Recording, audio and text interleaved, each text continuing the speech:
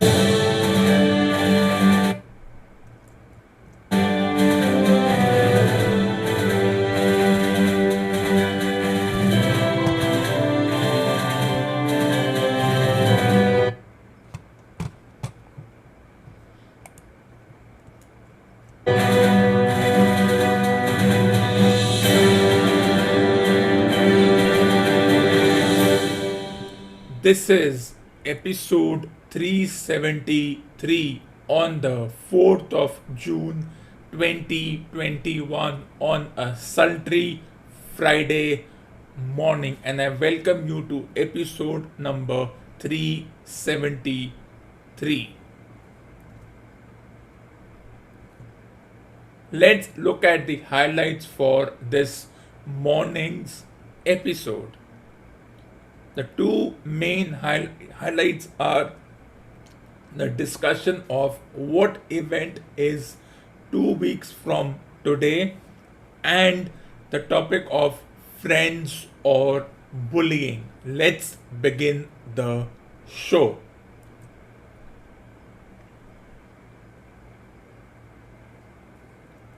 So, what event is going to happen 2 weeks from today?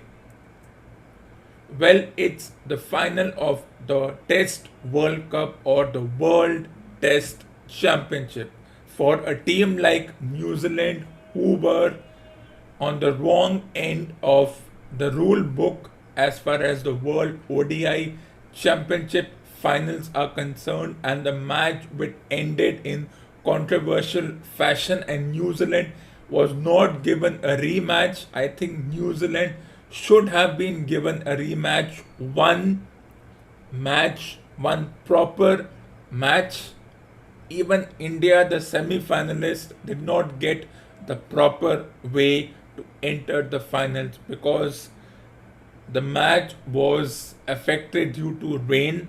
The match then made it to day two, and the match continued from where the rain affected match was stopped. For me, the match should have been restarted. It would have been a different result. But that was 2 years ago. That's in the vault, no matter how controversial it is. And we are here to discuss the Test World Cup finals or the World Test Championship finals. For India, as I said in the last episode, it's an opportunity to be a Grand Slam champion, which means they have won the ODI championship twice, the 20 over World Cup, and a mini World Cup, and winning the Test World Cup or the Test Championship would be the icing on the cake. And if you had said that when this 20 years ago that India would be in the finals of such a tournament, people would have laughed at it. They would have said India. They would have put their money on hyped and overhyped teams like Australia, England, South Africa, New Zealand. These were the only teams who would have made it to the finals. Though for me, there could have been a semi final for this tournament, but that's for future discussion.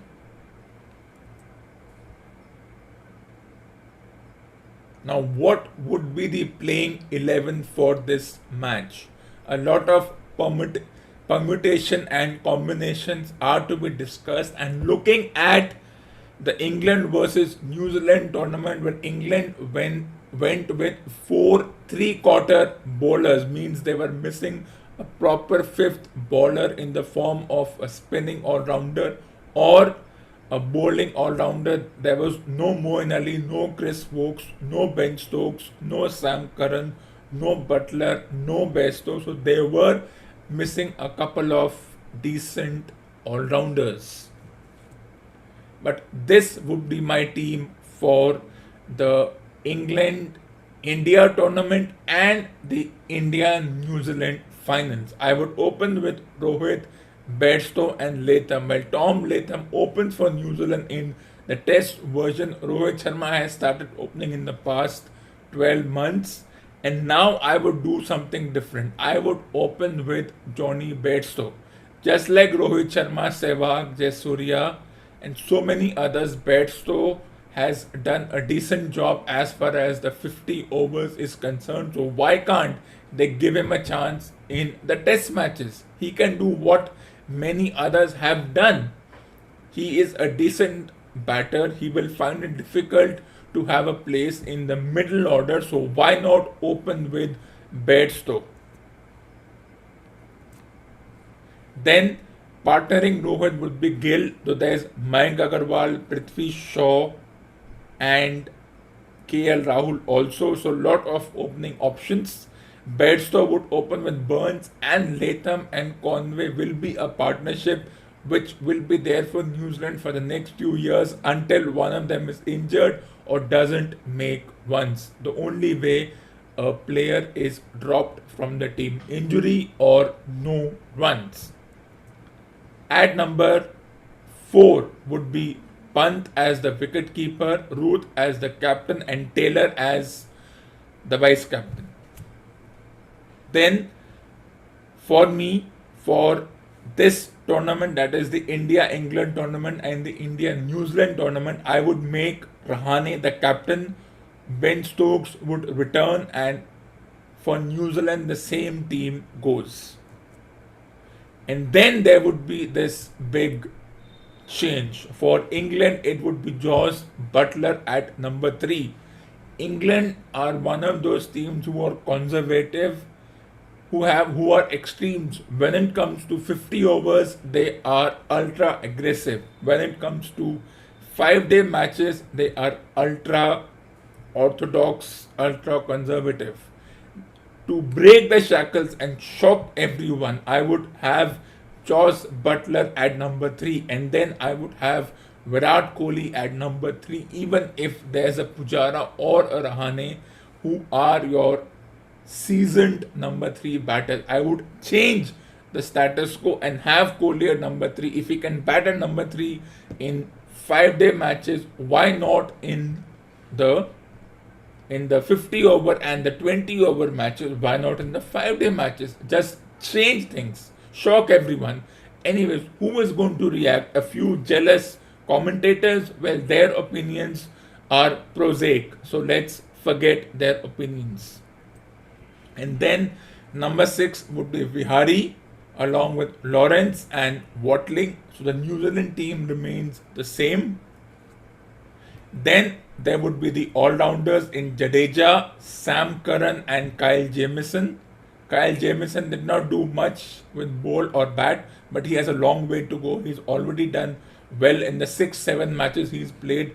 Sam Curran, perfect guy, can be aggressive, can even be sent to score quick runs if needed. And then can you have a team without Jadeja? And we have seen that 4 bowlers will put a lot of pressure, and over rates are becoming a discussion.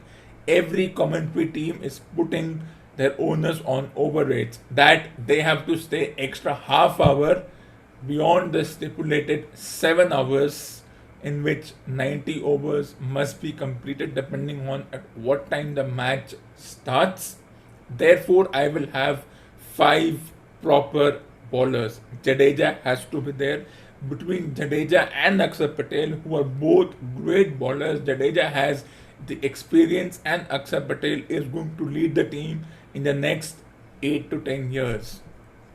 And then Ashwin would be in the team. For England, it would be Vokes, and for New Zealand, it would be another all-rounder in Santner. Though for a few New Zealand players retired, of course, they feel that Santner doesn't have the pedigree to be in the 5 day team because it doesn't have a 5 wicket haul. His average is high, his strike rate is high, and they're all gaga about a former player who retired a decade ago in Daniel Vittori. Well, I disagree with those prosaic and dull commentators. In fact, one of them has a name called Dull, Simon Dull. Moving on. Now comes the challenge. Who would be the three fast bowlers? With so many bowling options, I would still go with the semi all-rounder in Thakur, and then there would be Broad and Colin, the ground home, would be in the team. Since we don't have a Pandya, which is a huge mistake, it will come to bite them despite his apparent injuries and the selectors' prosaic comment that he is not fit enough to play 5 day matches. Well, that's a comment I do not agree with. But let's move further. Then I would have Mohammad Siraj, the swing bowler, Shardul Thakur bowling at 135, just like a call in the ground home. He can bat also, he's proven that. And then Bumrah, Wood, and Saudi as the bowlers. So for England, that's the big deal. Bairstow and Butler at opening and number 3 position. Kohli and Pant at 3 and 4, and Rahane as the captain. It would be shocking. How can you have Rahane as the captain when Kohli has done so well? For this tournament, we don't need a hot head, and Kohli has proven in the past to get carried away by situations. So for me, I would have made Pant the captain, but then it would have been a case of inexperience. So yes, Rahane as the captain. Even Rohit can even do the captaincy, but Rohit also has a case of being a little overexcited about petty issues. So this is my team. Controversial or not, Bairstow to open. England have always said we don't have a decent enough opener. So just like India gave a chance to, especially in the 5 day matches, they gave a chance to Sehwag. It paid off. Now after such a long time, they said we don't have openers. Let's experiment with Rohit. It worked. There's Gill who's going to carry the team for the next 20 years. So why not give a chance to Bairstow, even if it's controversial or it doesn't fit in the ultra orthodox plans of the team. And then number 3 is also another issue that plagues them. So Butler and Bairstow, if you want them, so what if Butler scores fast and doesn't score 50 of 270, he scores 70 of 120 balls. Let it be. He will put that fear in the team that we have a keeper who is coming at number 3. He can do the job. And even someone as mundane as Matthew Hayden, Warner opens. He has been effective as far as his opening partnership is concerned. He has so many partners. But going forward with the Australian team, we'll look when the chance comes. But this is my team. For New Zealand, nothing changes. For India and England, Bairstow opens. Butler at number 3. Root wants to be at number 4. So let it be. For India, it was to have 5 bowlers. They would have to choose between Pujara, Rahane and Vihari, out of which only 2 players can play. But it is a possibility that they might go with 3 fast bowlers and 1 spinner. If they do that, it will come back to haunt them. That is clear. It will be. It's They 10:15. have to look at how England has suffered with the lack of a 5th proper fifth bowler or one between Sam Curran, Stokes, or even Moeen Ali. They are missing them. They are regretting the absence of such bowlers.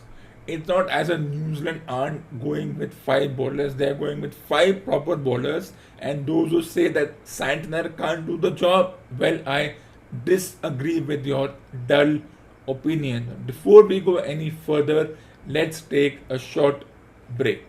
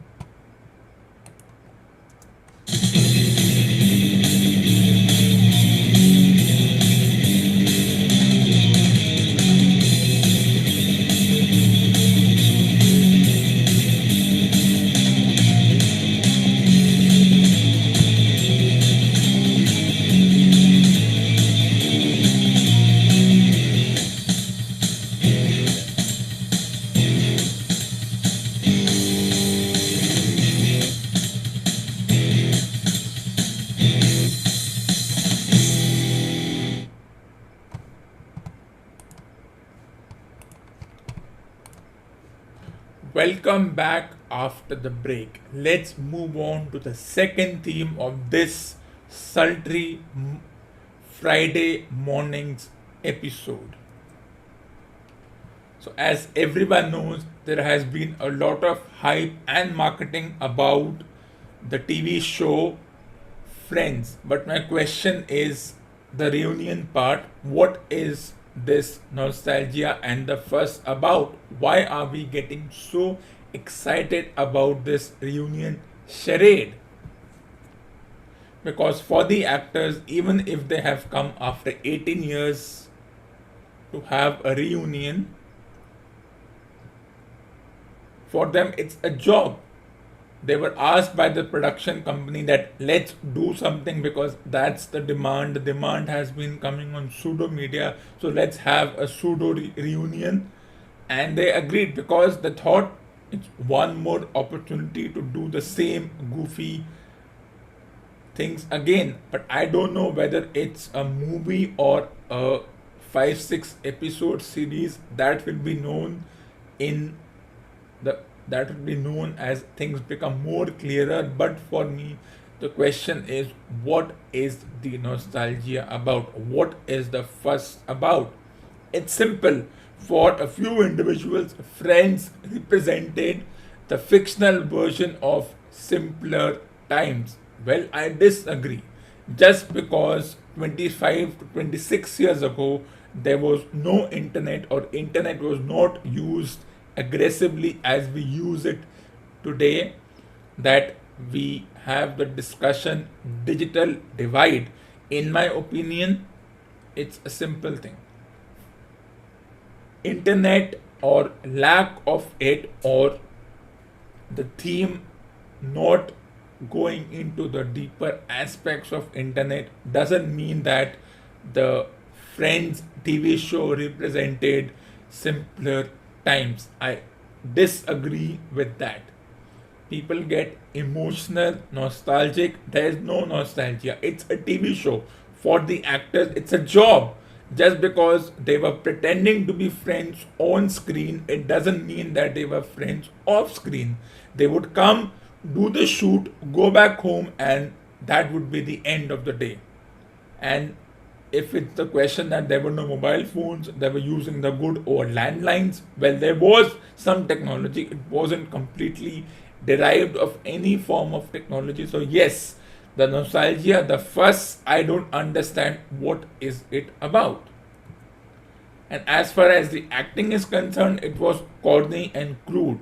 the acting was at its lowest ebb. The acting did not even deserve any kind of appreciation because the acting was corny, crude, and immature because the writers overuse this concept of friendship. Well, it's simple. Concepts like romance and friendship are tailor made for books, movies, and TV shows. It doesn't mean that the same things happen in real life. We are gullible if we presume that if you have six friends, they will do anything for you. Well, that is only reserved for movies. In real life, these things don't happen because that's that's not plausible. And then the term friends is itself a misnomer.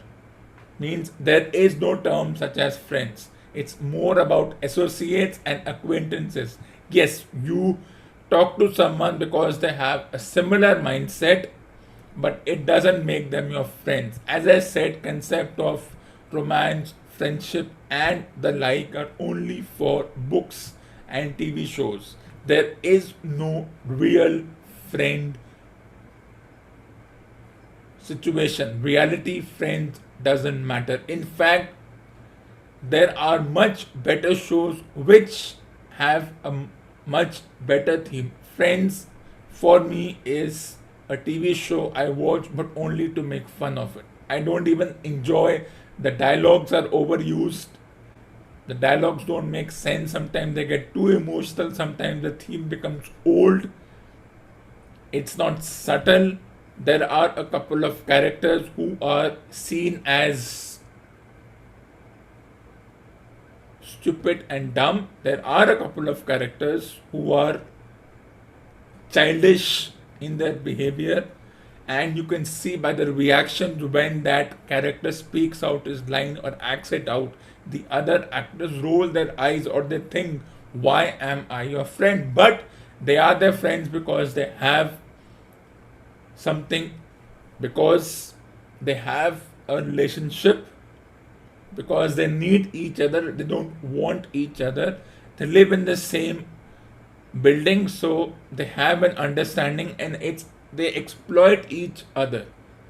Free food or free lodging, that's what they exploit, and that's what this TV show talks about. But as far as nostalgia is concerned, the fuss is concerned, I don't see what the fuss is all about.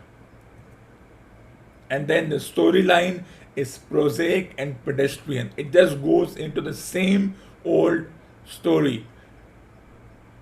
Boring beginning, boring end. There are a lot of TV shows which still have some good writing. There are millions of TV shows which are better than the way the Friends was written, was the actors did their job, the writers or the directors did what they had to do. The theme song was also over the top and corny and prosaic. In fact, in the similar universe of friends staying together or having some kind of a relationship, I have four much better shows than this corny and crude show. The first one is Big Bang Theory. Subtle, good humor, no over the top things. Everyone is well settled. The characters, each of the characters has their own vehicle, means they are better off than the Friends character, and they don't overuse the concept of technology too much. Then Seinfeld, another sarcastic and well written TV show. They're not too emotional about friendships. They like each other because they need each other, and they have intellectual connection. And then there are a couple of good humorous and comedic moments in this. And then that 70s show, another good, well written, well scripted, well acted out TV show. It's the same concept. You have friends, one of the friends' house becomes their hideout or their the place where they hang out. So there is one place to hang out. In Big Bang Theory, it's Sheldon and Leonard's home. In Seinfeld, it's the home of the character Seinfeld. In that 70s show, it is one of the characters' basement, and even if they deal with all kinds of goofy stuff, it's still more acceptable than what was happening in Friends. And then How I Met Your Mother, another decently written TV show. So these four in the same universe are much better written. The acting is mature. The storyline does not get boring. It's inventive. The writers work hard to make sure that they keep the storyline fresh. And also in Big Bang Theory, there were so many popular characters who came and did a decent job. Yes, Big Bang Theory is all science, well, it's beyond science. There are a lot of moments which people can connect with. The writing shows how it is. In Friends, I don't even know what the writers were doing when they decided to write such a TV show. Seinfeld, well written, yes, at times Seinfeld can look as if it's insulting, but that's the main theme. That 70s show shows a fictional 70s era. So you have 18, 19-year-olds indulging in all kinds of goofy stuff, means no internet. How I Met Your Mother, in its a story from father to a son, but that's not important. But these four TV shows, well written, well acted, nothing corny, nothing prosaic, inventive, fresh, and that's why these four TV shows fit. Hypothetically, I would like to see a reunion, but I'm not one for reunions, because once the TV show is done, the chapter is closed. It's time for the writers, the actors, and everyone involved to move on. Coming back to that same nostalgia, it doesn't help. Let's take a short break.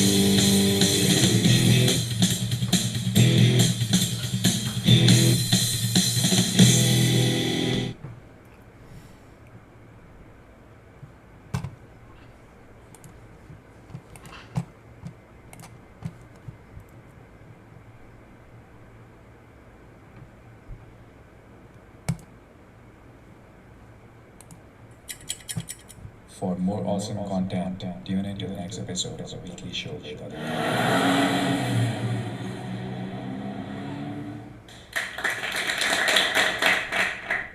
This ends episode number 373 on the 4th of June 2021.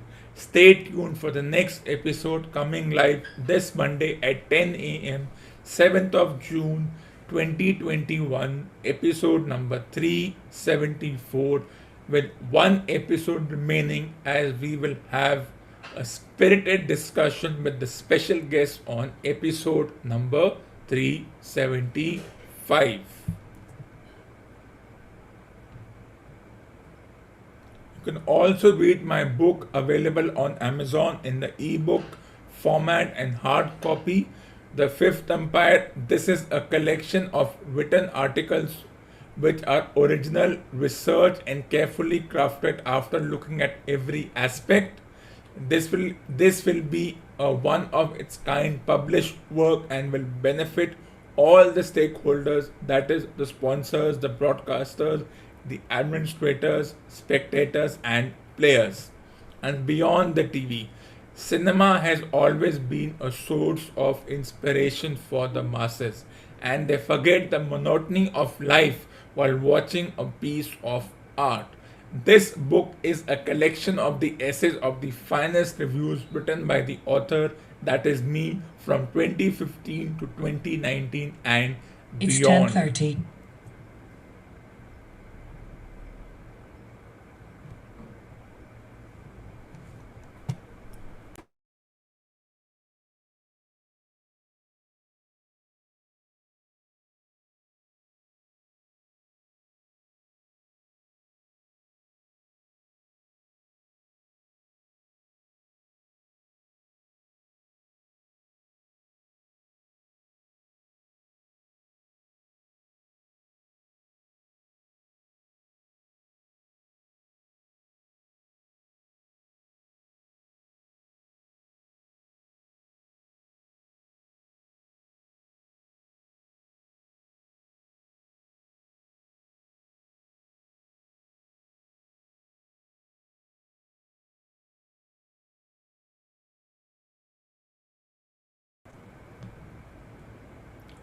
You can also subscribe to the videos on my YouTube channel.